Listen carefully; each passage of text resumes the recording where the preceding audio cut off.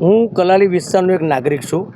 મારું એક જ કહેવું છે કે અમે લોકો 8-10 વર્ષથી બધા જ નાગરિકો કલાલીના વેરો ભરીએ છીએ ટાઈમ ટુ ટાઈમ દર વર્ષે. તો અમે અમારો અધિકાર કોર્પોરેશન પાસે માગીશું કે અમે જે પૈસા ભરીએ છીએ એનું અમને વળતર કોઈ પણ જાતનું મળ્યું નથી.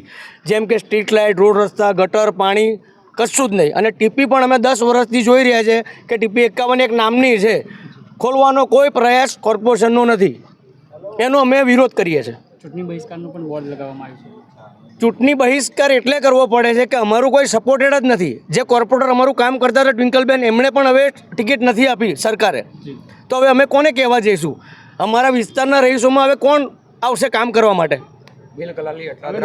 કોર્પોરેટરો જે આવશે વોટ માંગવા, તો આપનો પ્રયાસ શું રહેશે? વોટ આપશો એમને? જેમ અમારા મિત્ર બિપિનભાઈ જે કીધું એ પ્રમાણે અમે બધા સહેમત છે વિસ્તારના ઓલ રહીશ. આપનું નામ? નિકુંજ બારોટ.